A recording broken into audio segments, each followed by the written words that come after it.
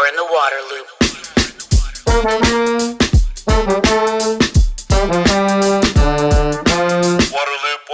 Waterloop.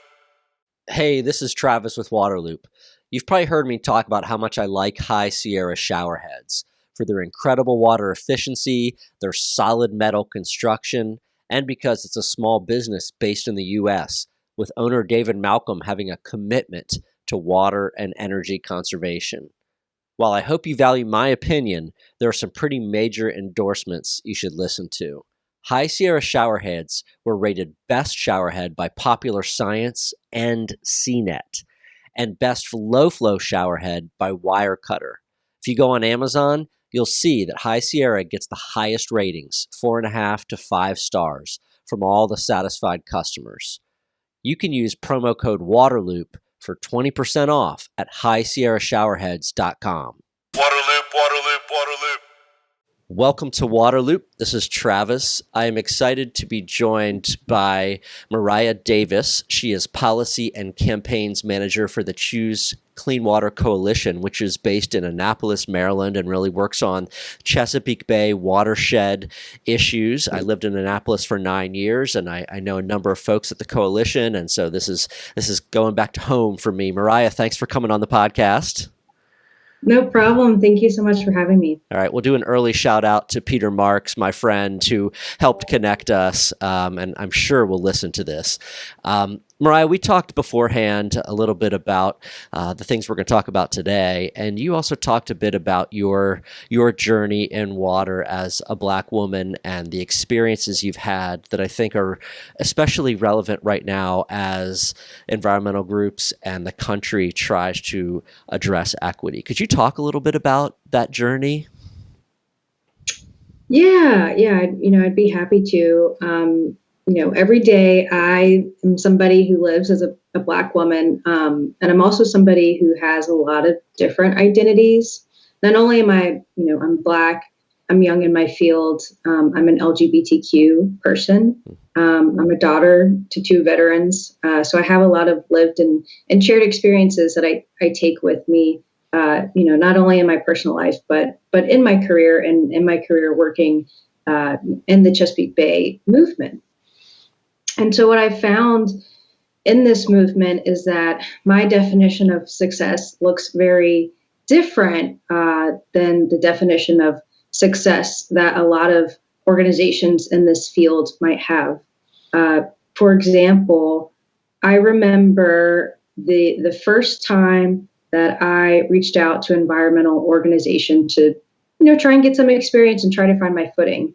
I didn't have the best grades in high school. I went to a local community college where I'm from, and I reached out to an organization just to try and get some experience, with the grades that I had. And I reached out, and they came back to me, this environmental nonprofit that I thought had a good reputation where I lived, and they told me no. I was willing to work for free. I was willing to lend my time, my energy, just to be there and to learn. And the answer they gave me was like, well, you don't have a bachelor's degree. You don't have, any of these credentials. So, we can't have you here interning with us. And so in that moment, I learned that getting into this field would be challenging because of the people that we are denying. Not that in any way this organization knew who I was, knew what I looked like, knew what value I could bring. They just automatically denied me based off of not even knowing me or even having or getting the chance to to try and get to know me. And so this type of system that we have, it's really working against us, and it really actually works to exclude a lot of really great and amazing people. And so we're missing out not only in the ways in which we're trying to reach out to diverse communities. We're trying to be there for communities to create change, making sure that people have access to clean drinking water, making sure that people aren't living near burdens, environmental burdens that are going to harm them, through their health and things like that. But we're missing out economically. we're missing out in a lot of different ways in which we could be growing as a movement with these types of systems that we have that are really working to oppress people who are just trying to learn and become more familiar with what we're doing. Sure. But then you found your way, right? You forged onward and you're like, I'm not going to let that one door that stayed closed deter me from coming into a field that you're interested in, right? You persevered and you found your way. Yeah, absolutely. I mean, it's been difficult, trying to forge my own sort of path and my own sort of career, which is definitely something that I've had to do as a young person trying to get in this field. I've interned at several different places. I think at one time I filed 7 different W-2s because that's how many jobs I had within a year. Just trying to find an organization that not only did I think reflected my values, but one that was going to pay me equitably, and one that I thought that I could be successful in. So yeah, found my way, but definitely had to be vulnerable and to be open to failure.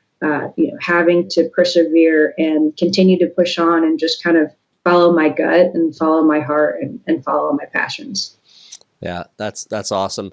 And I think you pointed out something really important. I asked you a question about being a Black woman in the environmental field, and you pointed out other life experiences and other parts of the person you are. And I think that's really an important lesson for everybody is like, people are complex, right? They have a lot of different things that have shaped them and that they bring to the table. Diversity comes in so many different shapes and sizes and all those kind of things, right? And so we have to really drop just what we see with our eyes and be open.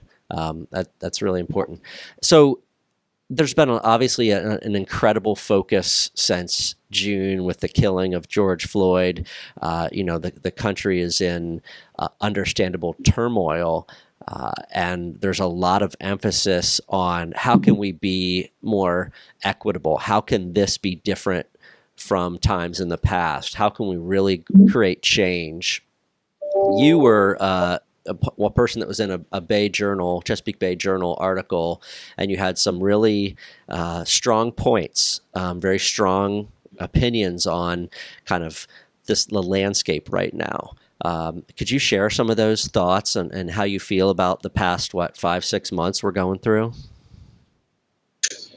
Yeah, I'd be happy to. I guess as far as how I'm feeling in general, I'm feeling like I think a majority of Black people and how they feel in America right now. I'm tired, I'm angry, but I'm also feeling inspired in a way that, just kind of despite everything. But I do have, very close friends, very close colleagues. I have a very strong support system, which is something that I think that women and people of color, especially in the workforce, need right now. Who knew a pandemic would come our way? But having these types of support systems has really helped me personally move forward in this journey. Each day I'm getting requests to do, different interviews or to talk on panels or just to simply talk with somebody about how their organizations could be doing better. There's been a huge renewed interest in what diversity, equity, inclusion, and justice means for organizations, environmental organizations, people who are working in the Chesapeake Bay movement right now. So it's great to see all of those things, but it's also incredibly frustrating to see it at a time where so many Black people have lost their lives. And, but again, I think these types of support systems that I've had, a lot of these close colleagues that I've been able to make and call my friends, and even people I consider my family, has really helped me to move forward. And within the Choose Clean Water Coalition, we have an equity work group. It's a bunch of partners and coalition members that we work with that are really striving to promote diversity, equity, inclusion and within their organizations, and having the ability to work with all of these individuals and to see that there are so many great people in this movement who genuinely care and who are trying really hard is definitely something that helps to keep me motivated and moving forward each day. Yeah. Let's dive into that. Before we do, could you just explain what the Choose Clean Water Coalition is? Sure. So the Choose Clean Water Coalition is a coalition of about 250 environmental and conservation organizations that are working to clean up the rivers and streams that flow into the Chesapeake Bay. So the Choose Clean Water Coalition is actually a program of the National Wildlife Federation. We got started about 10 years ago and maybe started with 30 or so groups who are actually working to implement and to create the TMDL, the total maximum daily load, or the diet for the Chesapeake Bay, right? So to reduce nutrients, pollutions, and sediments that were mugging up our rivers and streams. So we started out with about 30 organizations, and we've really grown. We work regionally throughout all of our Chesapeake Bay jurisdictions to drive action, support, strategy around policy development, but also capacity building for organizations who are working in our field and working to create this very broad Chesapeake Bay movement. Yeah, I think I was in the area when it was formed about 10 years ago. I have one of those navy blue shirts that says like Choose Clean Water Now on the front. I should have worn it for this interview. I did not plan properly. But yeah, that's awesome. I have always been amazed at the number of environmental groups there are, everywhere you go, right? There's so many, and it makes a ton of sense to have an organization that pulls them together in some way and, leverages all of their collective resources and reach to get more done instead of staying so splintered. That's awesome. Up to 250, amazing. So the equity and diversity group that you mentioned, could you dive just a little bit further into what it's doing and how it's working? Yeah, absolutely. So as a coalition, our coalition members that we work with, they help to drive and create our policy priorities and our work plans and the work that we're doing. That's the beauty of being able to work with this, diversity of groups and to leverage all of our collective voices. And so we work under several policy priorities, and equity being a huge focus. So this group has definitely, grown over the summer, which is amazing to see. But we have several goals that are laid out within our work plan that we're able to shape each year with input from, different partners and coalition members. Some of those goals include, supporting and creating policy development that's at the state, local, and national level around environmental justice, around access to our open spaces and safety as well, ensuring that these spaces are not only available to people, but also safe. So that's one kind of prong to it. Another prong is also ensuring that the organizations that we're working with have an approach, an internal and external approach, where they're able to retain, hire, and diversify their own organizations, which includes ensuring that spaces are more inclusive, to people who might look a little bit different from us and the perspectives that we bring. So whether it's, having recommendations on how to create inclusive cultures, how to manage different teams, how to update a job description so that you're able to get a broader set of people, at your organization. Whether it's, preparing for an interview. One of the things that I've been seeing a lot as well, and I've even had this experience being on a hiring committee, but more and more young people who are coming into our movement and coming into our fold, they're asking direct questions. Okay, well, what's your organization doing around diversity? Why are these things important to you? Give me some examples of how you're doing this work and how you're compartmentalizing it, and how are you creating measures of success? So asking those hard questions. There's so many things that that we're really trying to do internally to make sure that we're creating that type of change that we want to see, so that externally we can do the work. We can do the work to recruit, diverse volunteers, or do the work to hire different people, or do the work to even enter into communities to, figure out what are some injustices that are taking place here. How can we help support you, and how can we help, create a better world that we want to live in and want to see. Awesome. The other thing you're part of is the Chesapeake Bay Program's approach, I think, on equity and diversity. The Chesapeake Bay Program is a partnership with EPA and the states in the Bay watershed and some other federal agencies, working on cleaning up that awesome water body and its watershed. But could you talk about how they have prioritized diversity and equity and what that looks like? Yes, so I'm a steering committee member of the Chesapeake Bay Program's diversity work group. I've been working with that work group and in that capacity for, I think, about 5 or 6 years now, which has been really, really great.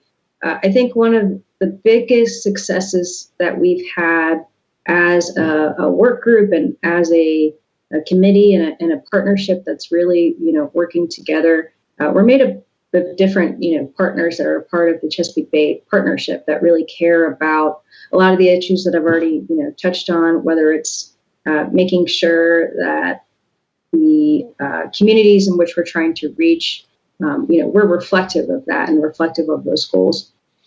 So one of the biggest sort of successes that we've had recently is pushing the Chesapeake Executive Council to come up with a diversity statement and a diversity strategy that's also going to come with goals. So not only are environmental organizations, having a renewed, committed, and responsibility to do better in this space, we're also pushing the governors and the signers of, the Chesapeake Bay Agreement to diversify and working to challenge them.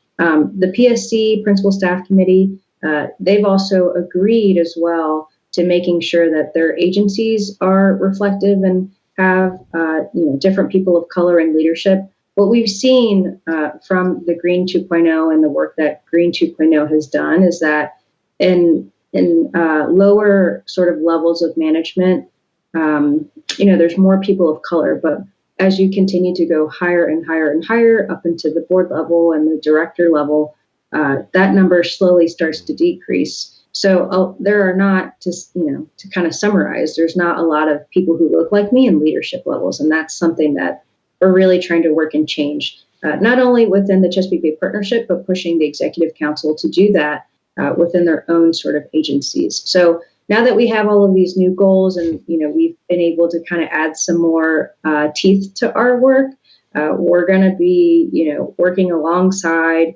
those agencies, the partnership, the PSC Council, and everybody, to make sure that these goals are achieved by 2025 and beyond. I'll say the words beyond because we know that the work isn't going to stop at 2025. It's only just beginning. Yeah. And I think it's awesome that the folks you're talking about, like you mentioned, are governors, right? The executive council are governors, the mayor of DC, the head of EPA. Those other people that are very involved are the heads of the state departments of environmental quality and natural resources. So we're talking, absolute top level people here that are getting involved and making these commitments. That's awesome. One of the other areas that you mentioned before is how funders and grant makers have a role in addressing equity. And I'm really curious to hear your take on what that role is. Yes, so the grant making community has a huge responsibility and a key responsibility when it comes to this work. They are the people who are driving our outcomes. They're the people who are funding us, funding my position, and funding the work that's getting done. So we're tied at their hands. The good news is that because of the recent work that we've been able to do with the Chesapeake Bay Funders Network and with the Chesapeake Bay Trust and their support. We were able to work with SKIO Solutions to develop a DEIJ inaction guide, which is a huge sort of document with a bunch of recommendations in it on not only what environmental nonprofits within our community can be doing to be more diverse, equitable, inclusive, and just, but also what the funders can be doing. So the good news is that because of this work and these sort of sets of recommendations that we've come up with for them, a lot of the funders have recognized that they need to do better internally. And sometimes what it takes to create that change is recognizing that it could be you that's part of the problem, being able to do the internal reflection within yourself to realize and understand that you might be a part of like a barrier, to that change that's forthcoming. So I think it's really important to have our funding community at the table. And it's really important that they also recognize that, they might have some work to do. All of that to be said, the outcome that we want to be able to see is that our funders are able to fund differently than how they have been, and they have. We've been able to receive a grant from the Chesapeake Bay Trust to do a Young Professionals of Color Mentee Mentorship Program. But it's really amazing, to see that organizations are starting to fund different types of work. They're not just funding tree plantings and things like that, but they're actually funding things that are going to create the transformational change. And they're also working to take a look at their grant making system and to see, okay, well, what grants are we actually funding that has direct benefits to diverse or vulnerable populations. So there's a ton that's being done, and it's just sort of getting started. But our funders are key. If we're not able to move our funders in this work, there's no way that the Chesapeake Bay Partnership and all of the people who make up the Executive Council are going to be able to be successful to implement these goals that they've now committed themselves to. Yeah. Well, that environmental justice guide that you mentioned is something I really wanted to highlight during this conversation because I like to share solutions and tools with people that they can use. And this isn't something that just applies to the Chesapeake Bay. This is something that can be used by any organization out there that wants to address some of these issues. So could you kind of give a walkthrough of what the different sections of that guide are and what kind of the recommendations are? It's a big document. We'll definitely link to it in this podcast so people in the description so people can find it. But yeah, kind of walk through, I guess, the big level pieces there.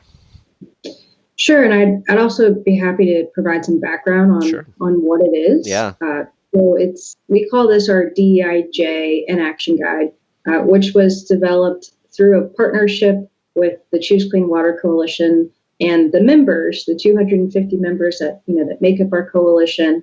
The Chesapeake Bay Funders Network, which is a network of funders who kind of work together to create goals and funding opportunities for organizations who are working in the Chesapeake community, and the Chesapeake Bay Trust.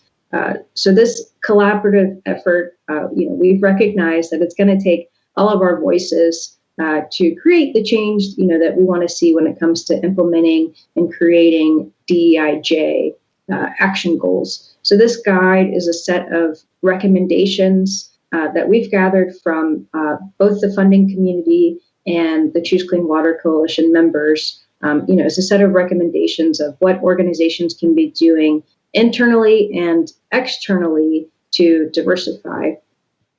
So the guide is broken up in several sections. We've got an executive statement that I'd encourage everybody to kind of go through, read, check it out. You can actually also see in the guide some of the results, and the information that we've been able to gather behind the research that helped inform the recommendations that we have. There's some really interesting stuff in there. And one of the interesting things that I'll kind of point out is that we found that people who are working at organizations and who are executing environmental justice goals and outcomes staff people, they have a different view of how their organization is working to achieve these goals versus the board. So I guess I'll kind of speak from a little bit of, personal perspective, but, I've organized environmental justice efforts, and being able to be out in the community and work with people who are really, struggling to have access to clean air and clean water is a much different, experience than a board member that I might, be reporting back to on my goals. They might see it as, oh yeah, Mariah's, doing great. She's all doing all this stuff, but there's a lot of things, that I need that I might not have. So it's really great evidence, I'd say, about people's experiences and how they're doing this work, which is really important if you're a director or if you're on the board and you're trying to create this change internally. So the guide is broken up into several chapters. Chapter 3 focuses on DEI outcomes that organizations can be doing internally. So institutionalizing DEIJ within your organizational culture, increasing diversity amongst your board, your staff, and increasing DEIJ capacity at all levels of the organization. And then chapter 4 goes into external outcomes. So building long-term relationships with communities. We really feel that you have to do the internal work first in order to do the external work to go out into the community and start to do that community level work. And then there's also a chapter in here, chapter 5, that's specific to grant makers and the funding community. But all very similar sort of recommendations on building support and capacity for DEIJ goals and grant making, evaluation, and process. Building the internal capacity of environmental organizations and people that they're funding, their grantees, and then building the capacity of groups who might not be able or who might not be receiving these grants, and then prioritizing funding projects that are going to work to advance and create equitable partnerships, things like that. The back of the guide also has a tool. This is like a 60-page document. So after you've gone through and you've read this whole thing and you're an expert and you know exactly, what you need to do to execute these goals, we've made sort of a checklist for people that you can print out, you can take, and you can go one by one and say, all right, well, I'm going to start with creating a, diversity, equity, inclusion, justice committee at my organization. Check. And you can kind of move along within the guide.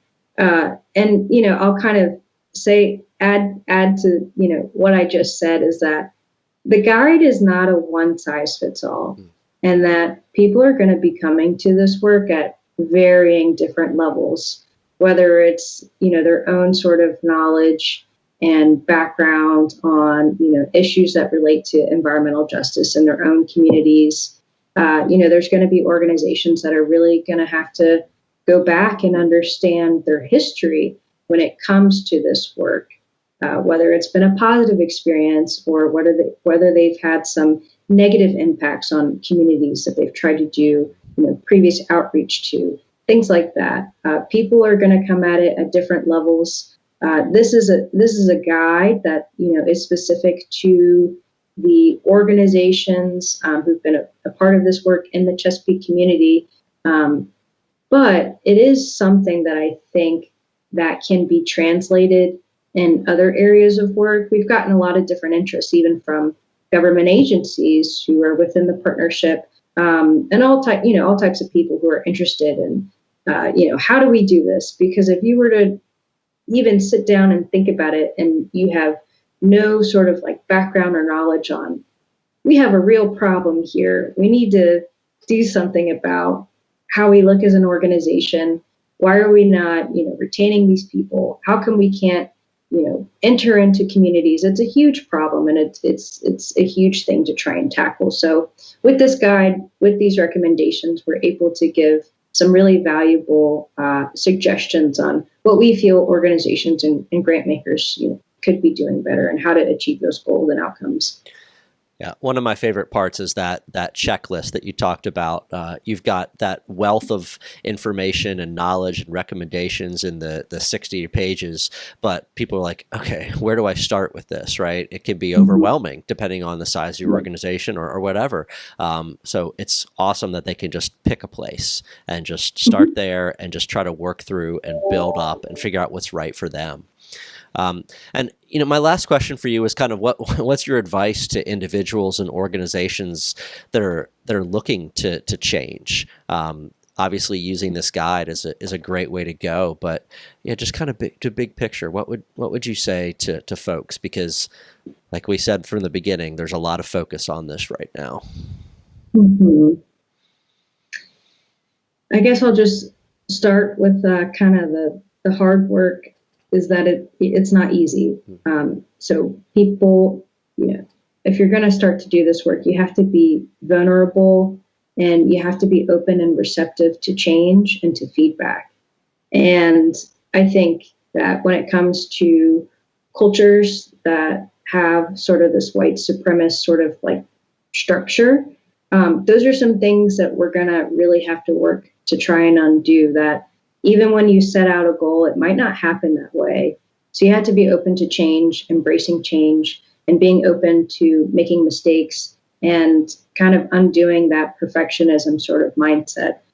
So those are some things I think that are going to, be really hard. But also, being able to be creative in how you're seeking funding to do this work. It's going to take a lot of, education on people's own parts, personal education on what we need to do internally, but also what is our relationship when it comes to environmental justice. But I guess some just additional advice is just to persevere and not give up. This work takes a lot of time. It takes a lot of energy. It'll take some tears. It'll take some additional resources. It's not going to happen quickly. It's truly a journey. And it's what you make it. But I guess those are just some pieces of advice, a few pieces that I would leave people with. We've also have a ton of resources on our website. If you go to choosecleanwatercoalition.org, you'll see a page that says Our Commitment. We've got a list of DEIJ consultants and people that you can reach out to. If you have the funding and the time, consultants that you can hire to bring on into your organization to really take a look at your structures, whether it's your hiring practices or some of your HR practices, things like that you can really work to try and change internally. There's also some, other information on there, sample statements of what environmental groups are doing and how they're taking action and how they're responding to incidences, that we're seeing around racial injustices and things like that. So check out our website. There's a ton of additional resources there as well. Good. Well, Mariah, I know, like you said, your perspective and knowledge has been especially in demand the past bunch of months. I really appreciate you coming on here and sharing it with me and the viewers and listeners. So thanks a ton. No problem. Thank you so much for having me. Waterloop, Waterloop, Waterloop. The Waterloop podcast is brought to you by High Sierra Showerheads, the smart and stylish way to save water, energy, and money while enjoying a powerful shower. Use promo code WATERLOOP for 20% off at highsierrashowerheads.com. You're in the Waterloop.